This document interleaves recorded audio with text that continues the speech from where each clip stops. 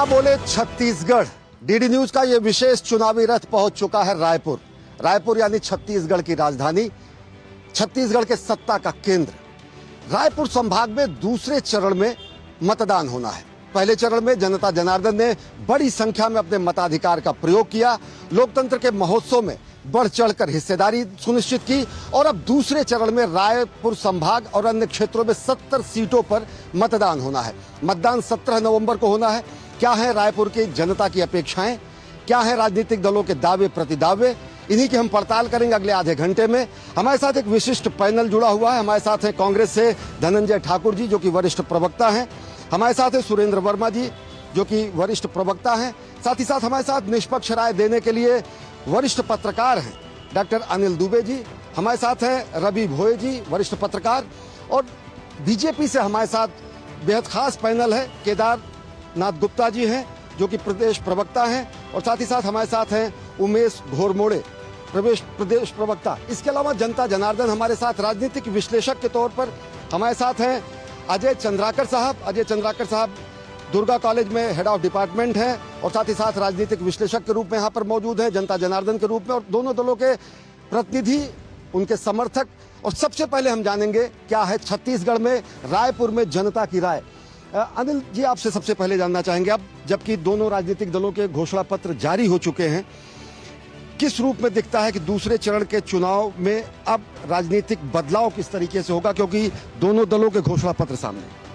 देखिए मिश्र जी, चुनावी पिटारे खुल गए हैं, जनता के लिए रेवड़ियां भी निकल चुकी हैं दोनों दलों से। कांग्रेस का दर्शन है महात्मा गांधी, भाजपा का दर्शन है दीनदयाल उपाध्याय, लेकिन चुनाव के वक्त दोनों ही राजनीतिक दलों का एक ही दर्शन है, चारवाक दर्शन, ऋण कृत्वा घृतम पिबेत। इस छत्तीसगढ़ में 1.5 लाख करोड़ के आसपास का लोन हो चुका है, अगर मुझे लग रहा है, और आप अभी भी फ्री की रेवड़ियां देना चाहते हैं। अच्छी बात है, आप स्वास्थ्य पे खर्च करिए, आप शिक्षा पे खर्च करिए, आप और भी तमाम ऐसी योजनाएं हैं महिलाओं के लिए, आपके लिए, लेकिन हर चीज में आप दावे हैं, प्रतिदावे हैं, आगे बढ़ करके एक से एक घोषणाएं दी जा रही हैं। कितने वादे पूरे होंगे ये समय बताएगा, और किसकी सरकार बनेगी ये जनता तय करेगी 3 दिसंबर को। दावे प्रतिदावे हैं और साथ ही साथ वरिष्ठ पत्रकार ये कह रहे हैं कि फ्री की रेवड़ियां दोनों राजनीतिक दल बांटने में कोर कसर नहीं छोड़ रहे हैं।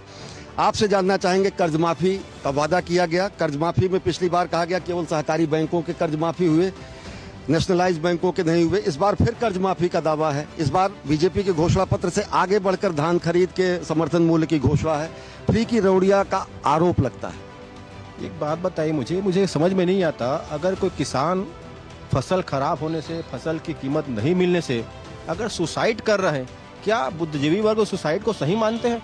अगर सरकार उसको बेनिफिट दे रही है, उसकी फसल की सही कीमत दे रही है, तो क्या रेवड़ी हो गया वो? मुझे बड़ा दुख होता है जब किसानों के लिए कोई सरकार योजना बनाती है और बुद्धिजीवी वर्ग उसे रेवड़ी बताकर उस किसानों का अपमान करते हैं। बात कर रहे थे अनिल द्विवेदी जी, माफ कीजिएगा, मुझे लगता है कि मुझे ये बोलने की आवश्यकता नहीं थी कि इस प्रदेश में कितना कर्ज है। आपने 1.5 लाख करोड़ का आंकड़ा कहाँ से लिया, मुझे अफसोस हुआ। असल मायने में 1,75,000 करोड़ रुपए भूपेश बघेल की सरकार ने 5 साल में जनता के जेब में डालना है, और हमको विरासत में इस प्रदेश में किसानों के बुझा हुआ चेहरा मिला था। 20 लाख किसान कर्ज से दबे हुए मिले थे, और सरकारी खजाने पर पूर्ववर्ती सरकार के द्वारा छोड़ी गई 45,000 करोड़ का कर्जा था, और हमारी सरकार ने मात्र 40,000 करोड़ का कर्जा लिया किसानों को जेब में डालने का।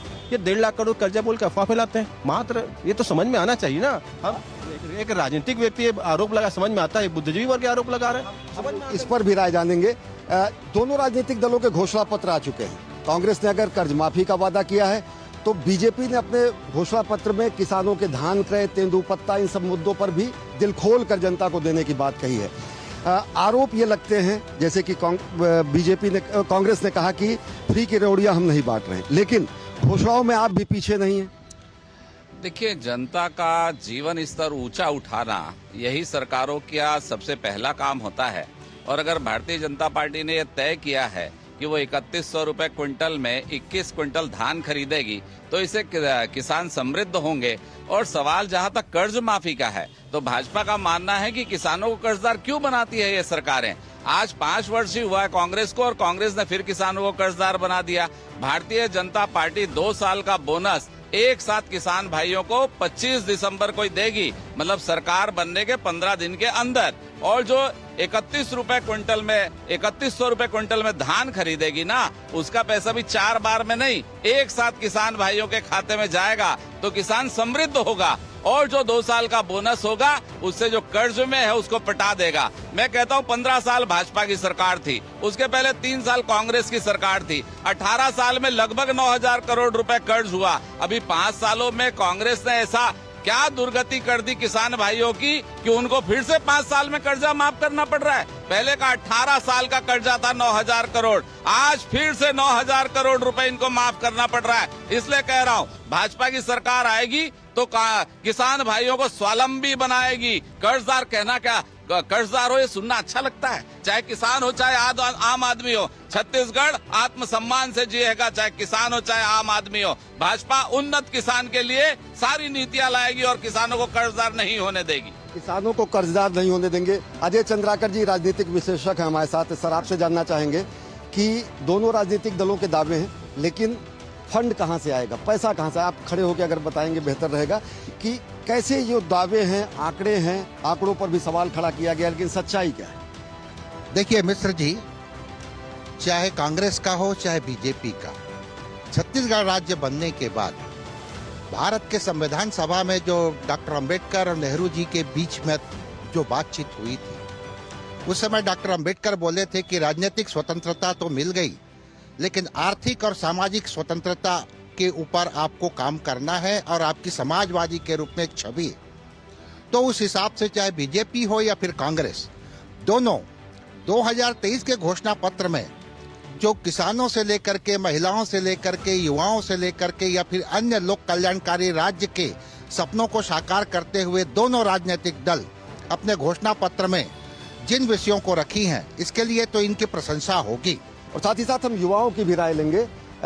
एक बेहद महत्वपूर्ण जो यहाँ मुद्दे उठाए जाते हैं, पीएससी में, पब्लिक सर्विस कमीशन में घोटाले की बात कही जाती है, युवा रोजगार के लिए यहाँ से पलायन की बात कही जाती है, क्या कहेंगे आप? यहाँ पे तो युवाएं पलायन नहीं करती हैं,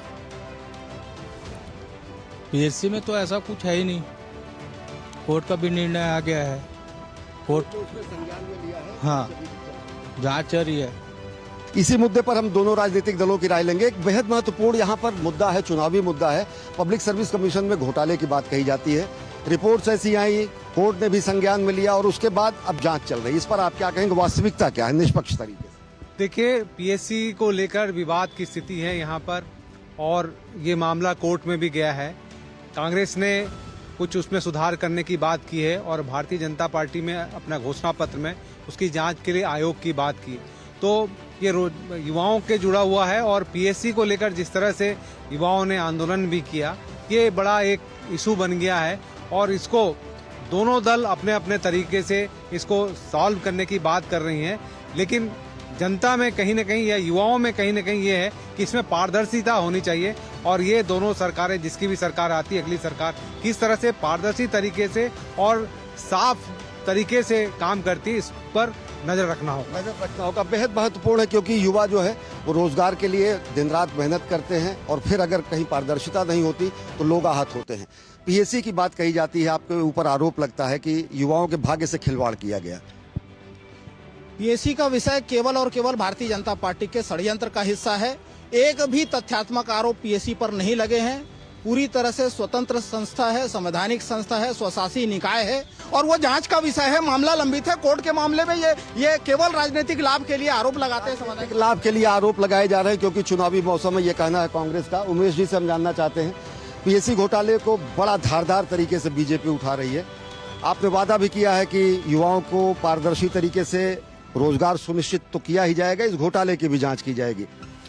देखिए, सबसे बेहद दुर्भाग्यपूर्ण और दुर्भाग्यजनक बात तो यह है कि बीते 5 वर्षों में छत्तीसगढ़ महतारी के होनहार नौजवानों को खून के आंसू रुलाने का काम छत्तीसगढ़ की कांग्रेस की सरकार ने किया है।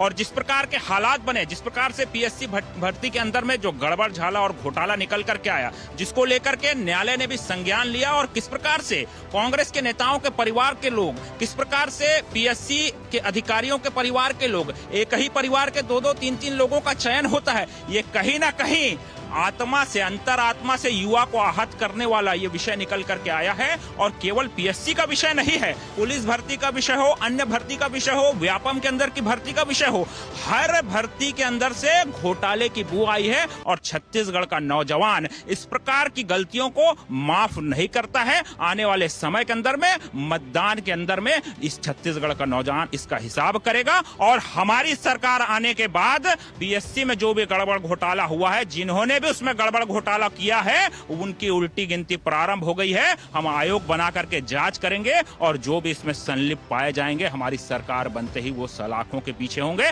छत्तीसगढ़ के युवाओं के साथ हम न्याय करेंगे। छत्तीसगढ़ के युवाओं के साथ न्याय करेंगे। क्या पीएससी का ये मुद्दा कितना राजनीतिक रूप से प्रभावी है, कितना मतदाताओं को आप इस बारे में बता पा रहे हैं और कितना ये निर्णायक साबित हो?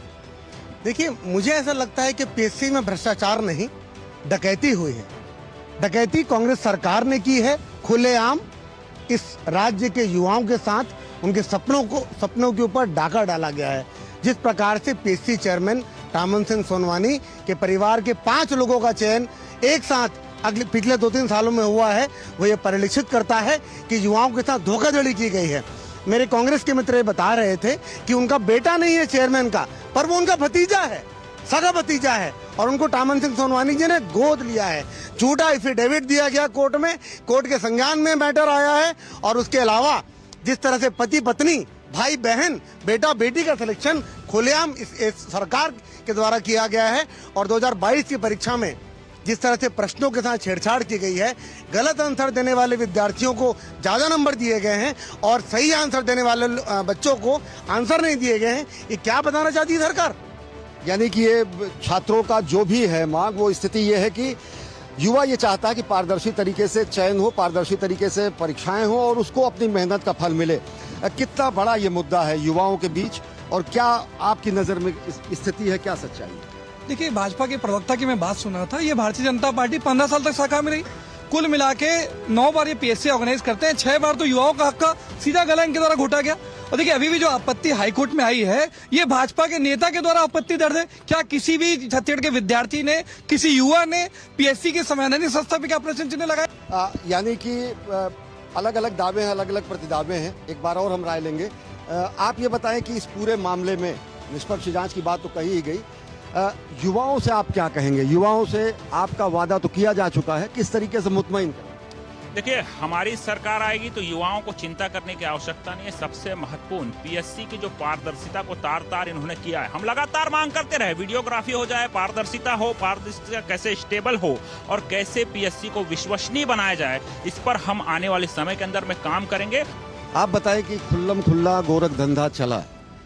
प्रेस कॉन्फ्रेंस में स्पष्ट तरीके से केंद्रीय मंत्री स्मृति ईरानी ने कहा, आंकड़े भी दिए, नाम भी लिए, निशाना भी साधा। ईडी की जांच आपके राजनीतिक सलाहकार तक पहुंच रही, उसकी जांच जो मुख्यमंत्री जी के राजनीतिक सलाहकार है, क्या कहेंगे, क्या है ये पूरा मामला? छत्तीसगढ़ सरकार ने महादेव ऐप में 700 लोगों को गिरफ्तार किए हैं, क्योंकि हम इस प्रकार से अवैध काम के खिलाफ है। हमारे पास जानकारी है, हमने 700 लोगों पर गिरफ्तारी की। मध्य प्रदेश में शिवराज सिंह की सरकार ने महादेव सट्टा कितने लोगों को गिरफ्तार किया? उत्तर प्रदेश में योगी की सरकार ने कितने लोगों को गिरफ्तार किया? गुजरात में ऐप चल रहा है, कितने लोगों को गिरफ्तार किया गया? एक शब्द है गर्भगृह। महादेव सट्टा ऐप का गर्भगृह है ना, वो भिलाई और दुर्ग में है। और ये बात करते हैं अन्य प्रदेशों की। अरे भाई, क्या प्रदेश सरकार को ये पावर नहीं है कि वो ये ऐप को प्रतिबंध लगा सके? पर कभी नहीं लगाई। भाजपा लगातार ये मांग करती रही कि महादेव सट्टा ऐप की जांच हो, पर ये सरकार जांच नहीं की। जब आंध्र प्रदेश के विशाखापट्टनम में इसके क्लू मिले, पहली एफआईआर हुई और आंध्र प्रदेश की पुलिस यहाँ पर जांच करने आई, तब दिखावे के लिए इन्होंने पहली एफआईआर कर दी। और उसके बाद जब ईडी ने अपनी चार्जशीट कोर्ट में पेश की, तो मुझे बोलते हुए बड़ा दुख होता है और शर्मिंदगी महसूस होती है कि ईडी ने अपने चार्जशीट में लिखा कि महादेव सट्टा ऐप से मुख्यमंत्री सचिवालय के तार जुड़ते हैं और मुख्यमंत्री सचिवालय के अगर तार महादेव सट्टा ऐप में जुड़ रहे हैं तो भाजपा ने फिर से कहा कि उन्हें इस्तीफा देना चाहिए, पर वो नहीं माने क्योंकि माल आ रहा होगा ना। जब तार जुड़े हैं तो माल तो आएगा। उसके बाद अभी कल परसों की बात है, असीम दास एक व्यक्ति गिरफ्तार होते हैं और उन्हें गिरफ्तारी की जाती है। 5 करोड़ रुपए नगद जमा होते हैं। वो भी टॉयलेट में पड़े थे, कहीं टैक्सी में पड़े थे, और जब उनका बयान लिया जाता है उसके साथ एक पुलिस कर्मचारी भी गिरफ्तार होता है, पुलिस कांस्टेबल, उसका भी बयान लिया जाता है और वो कहते हैं कि 508 करोड़ रुपए महादेव सट्टा ऐप के प्रमोटर उसने दिल्ली से दुबई से यहाँ भेजे हैं और वो सारा पैसा मुख्यमंत्री भूपेश बघेल को दिया गया है। ये मैं नहीं कह रहा हूँ, ये मैं नहीं कह रहा हूँ, ये उन्होंने अपने बयान में कहा है और ईडी ने इसका बराबर प्रेस कॉन्फ्रेंस करके प्रेस विज्ञप्ति जारी की है। अरे क्या ऐसे मुख्यमंत्री हैं जिनको सट्टा खिलाना चाहिए प्रदेश में? अरे मैं कहता हूं कि यहाँ लगातार सामूहिक बलात्कार हो रहे हैं, लगातार आप देखें तो शराब घर घर पहुंचाई जा रही है, 2116 करोड़ का भ्रष्टाचार होता है। मोदी जी अगर वहां से 80 करोड़ जनता को 5 किलो चावल भेजते हैं तो अरे ये भूपेश सरकार तो गरीब के चौके से चावल चुरा के ले आई साहब, जो मोदी जी ने भेजे थे। 5000 करोड़ का घोटाला गरीब परिवार से कर दिया गया। घोटालों पर भी हम चर्चा करेंगे, लेकिन कुछ गंभीर आरोप लगाए गए, हम कांग्रेस से उसका जवाब लेंगे। ये कहा जा रहा है कि सत्ता का खेल और सट्टा का खेल दोनों चल रहा है। मैं तो पूछना चाहता हूँ ना, मध्य प्रदेश में क्यों महादेव सट्टा पर कार्रवाई नहीं हुई? गुजरात में सट्टा चल रहा है, क्यों कार्रवाई नहीं हुई? उत्तर प्रदेश में सट्टा चल रहा है, हमारी छत्तीसगढ़ पुलिस उत्तर प्रदेश जाती है उन सट्टोरियों को पकड़ने के लिए, तो योगी आदित्यनाथ के पुलिस आकर उनको रोकती है। क्या संबंध है सट्टोरियों के साथ योगी आदित्यनाथ का? हम ये सारे जवाब जो है बीजेपी से लेंगे।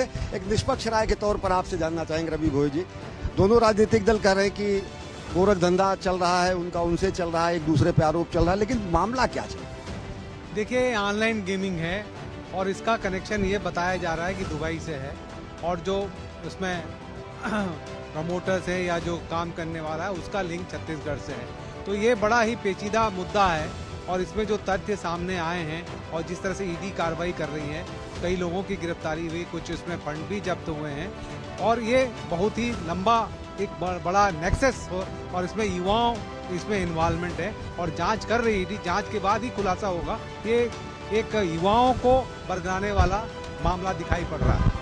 निश्चित तौर से बेहद महत्वपूर्ण और राजनीतिक तौर से ये बहुत सरगर्मी भी इस पर चल रही है। हम चर्चा करेंगे, हम बात करेंगे किसानों की भी, हम बात करेंगे महिलाओं की भी, लेकिन वक्त हो चला एक बेहद छोटे से ब्रेक का। देखते रहिए क्या बोले छत्तीसगढ़।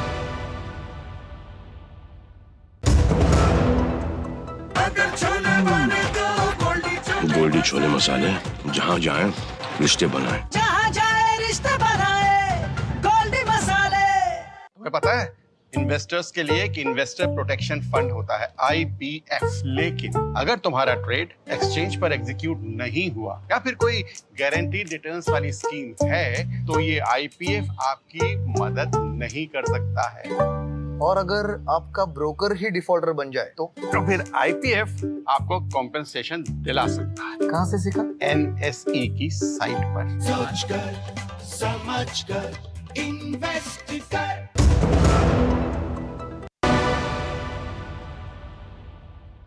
तो क्या बोले छत्तीसगढ़ में एक बार फिर आप सभी का स्वागत है। गर्मा गर्म बहस चल रही है, अलग अलग दावे प्रतिदावे मुद्दे हैं, लेकिन साथ ही साथ राजनीतिक दलों के इन दावों प्रतिदावों में जनता के मुद्दे कहीं खो न जाएं, यही पड़ताल, यही कोशिश है हमारी। ये सवाल हम पहले कांग्रेस से ही पूछते हैं कि प्रधानमंत्री आवास योजना पर अलग अलग दावे किए गए हैं। ये कहा जाता है कि आपने केंद्र सरकार की इस योजना को छत्तीसगढ़ में फलीभूत नहीं होने दिया। 18 लाख के आसपास आप वो देंगे, आवास देंगे लोगों को, लेकिन इससे पहले आपने इस योजना को जमीन पर नहीं आने दिया। देखिए, केंद्र की सरकार जो इसकी आवास योजना है वो आवास में बेहतर परफॉर्मेंस के लिए छत्तीसगढ़ सरकार को पुरस्कृत करती है और एक नहीं कई पुरस्कार प्रधानमंत्री आवास योजना बनाने के लिए बेहतर परफॉर्मेंस के लिए छत्तीसगढ़ को मिलता है। दूसरी बात, मैं तो पूछता हूँ ना, भारतीय जनता पार्टी जो 5 साल तक जब आवास योजना शुरू हुआ इस प्रदेश में सरकार में थी, 2015 में ये सरकार में थे, 5 साल में मात्र इन्होंने 59,000 प्रतिवर्ष प्रधानमंत्री आवास का निर्माण किया और भूपेश बघेल की सरकार 5 वर्ष में प्रतिवर्ष 2,80,000 प्रधानमंत्री आवास योजना बनाए। अब भारतीय जनता पार्टी के पास तो मुद्दा है ही नहीं। दूसरी बात, मैं तो बोलता हूँ गुजरात से बेहतर परफॉर्मेंस भूपेश बघेल की सरकार ने छत्तीसगढ़ प्रधानमंत्री आवास में किया है। मुख्यमंत्री आवास योजना के माध्यम से मकान देंगे, लेकिन प्रधानमंत्री आवास योजना के तहत पिछले 5 वर्षों में अड़ंगा लगाया गया, ये कहना है बीजेपी का, और वो स्थिति भी कहीं ना कहीं दिखती है। आवास शहरी आवास है, ग्रामीण आवास, उसमें पिछले 5 साल की स्थिति क्या रही, आगे भविष्य में अगर आपको मौका मिलता है आपके वादे क्या? देखिए, जब डॉक्टर रमन सरकार थी और प्रधानमंत्री आवास योजना चालू हुई तो हमने 2018 तक लगभग 4 लाख मकान बनाकर छत्तीसगढ़ के वासियों को सौंप दिया। उसके बाद 3,79,000 मकान की पहली और दूसरी किस्त माननीय मोदी जी ने भेज दी थी, परंतु भूपेश बघेल उसे रोके रहे। उसके बाद भी 11,80,000 मकानों की पहली किस्त माननीय मोदी जी ने भेज दी, फिर भी इसे वो दबा कर रखे। पता नहीं छत्तीसगढ़ियों का मकान बन जाता तो इनके पेट में दर्द क्यों हो रहा था। इन्हें ऐसा लग रहा था कि ये मकान बन जाएंगे तो मोदी जी का नाम हो जाएगा। और छत्तीसगढ़ के 16 लाख मकानों में अगर इस वर्ष दिवाली में दिए नहीं जल रहे हैं ना, तो उन गरीबों के मकान में अगर दिए नहीं जले तो इसके पूरे दोषी है तो छत्तीसगढ़ प्रदेश के मुख्यमंत्री। छोटी छोटी राय लेंगे। डीएमएफ का मामला पूरे राजनीतिक दलों में, दोनों राजनीतिक दलों के सामने आ रहा है, जनता के सामने भी रखा जा रहा है कि डिस्ट्रिक्ट मिनरल फंड का सही उपयोग नहीं कर रहे, उसमें भी घोटाला है। डीएमएफ फंड बनता किस लिए है? केंद्र की सरकार तय करती है कि किस किस मद में उसको खर्च करना है।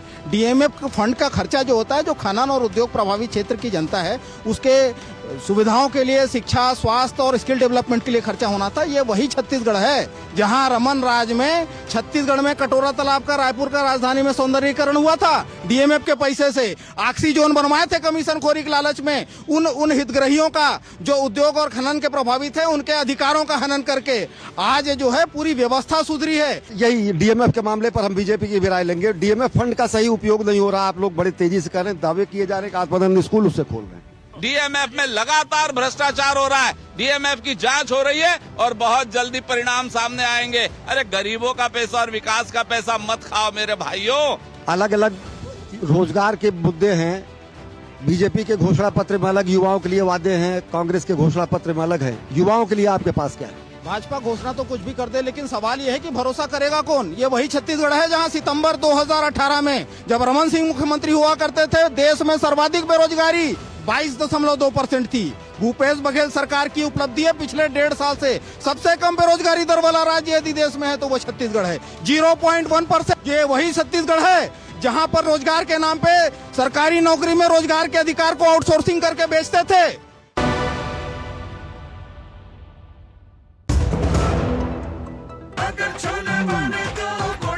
गोल्डी छोले मसाले, जहाँ जाए रिश्ते बनाए। जहाँ जाए रिश्ते बनाए, गोल्डी मसाले।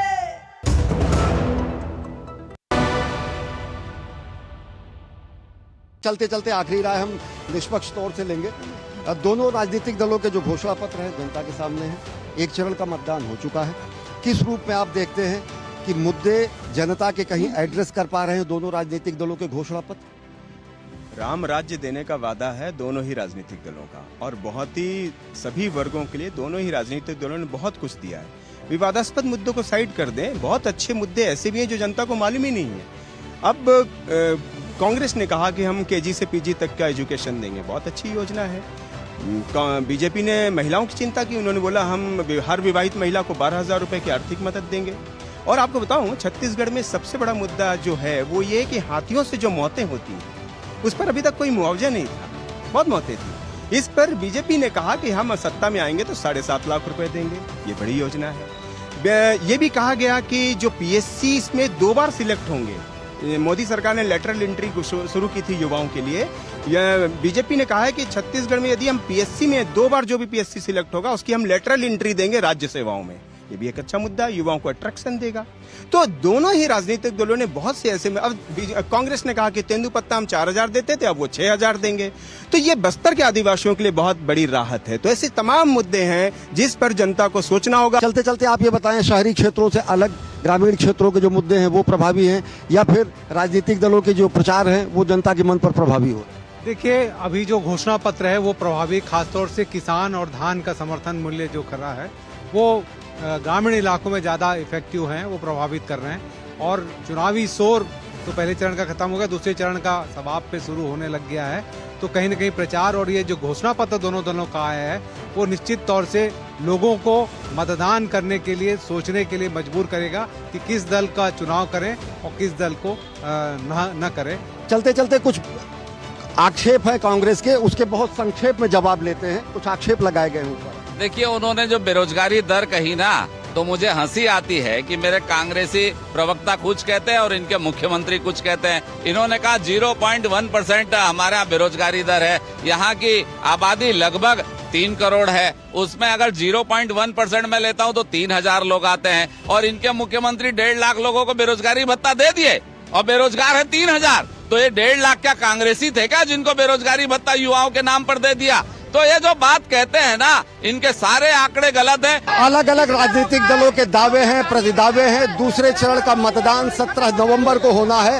ये गर्मा गर्म गहमा गहमी राजनीतिक चलती रहेगी, लेकिन इसमें आम जनता के मुद्दे राजनीतिक दलों को एड्रेस करने पड़ेंगे। आम जनता के जो सवाल हैं उनके जवाब राजनीतिक दलों को देने पड़ेंगे। हमारी आपसे बस यही गुजारिश है कि ज्यादा से ज्यादा 17 नवंबर को अपने घरों से निकले, अपने मन के पसंद के प्रत्याशी को चुने और अपने क्षेत्र के विकास को सुनिश्चित करें। लोकतंत्र के महोत्सव में शिरकत करें, लोकतंत्र को और मजबूत करें। तो क्या बोले छत्तीसगढ़ में? रायपुर से फिलहाल इतना ही। फिर मुलाकात होगी छत्तीसगढ़ के एक और जिले से। तब तक मुझे दीजिए अनुमति। नमस्कार।